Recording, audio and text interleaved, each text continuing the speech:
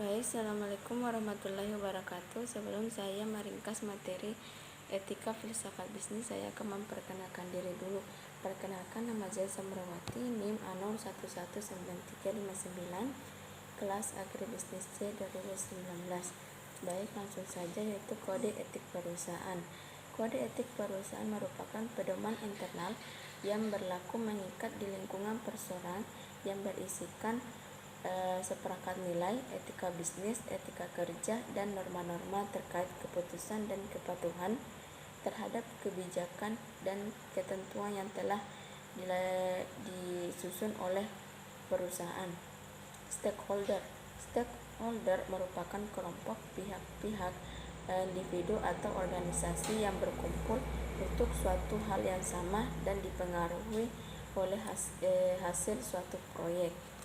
Kewajiban karyawan terhadap perusahaan.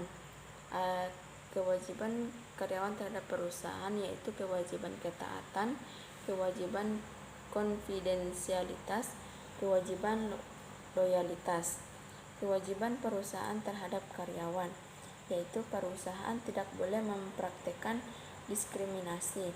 Kewajiban perusahaan harus menjamin kesehatan dan keselamatan kerja. Kemudian itu kewajiban memberi gaji yang adil. Masalah etis terkait konsumen merupakan stakeholder yang sangat hakiki dalam bisnis modern. Bisnis tidak akan berjalan jika tidak ada konsumen yang menggunakan produk atau jasa yang dibuat oleh suatu perusahaan atau bisnis. GCG merupakan prinsip-prinsip yang diterapkan oleh perusahaan untuk memaksimalkan nilai perusahaan, meningkatkan kinerja dan kontribusi perusahaan, serta menjaga keberlanjutan secara jangka panjang.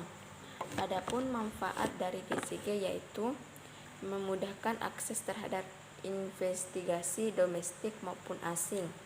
Yang kedua itu meningkatkan kenyamanan dan kepercayaan dari stakeholder dan stockholder terhadap perusahaan. Yang ketiga itu mempengaruhi setiap harga saham secara positif.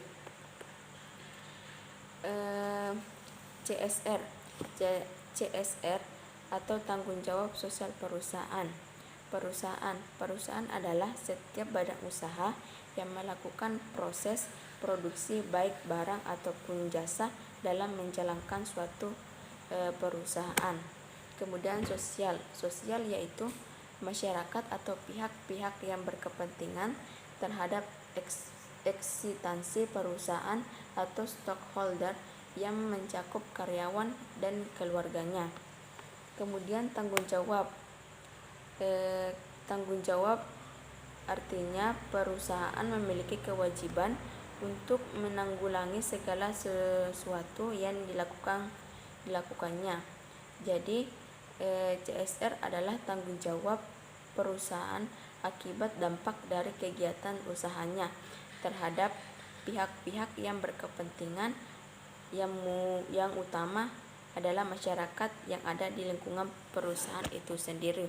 Baik, itu saja yang dapat saya sampaikan. Jika ada kesalahan dari materi ataupun salah kata, mohon dimaafkan.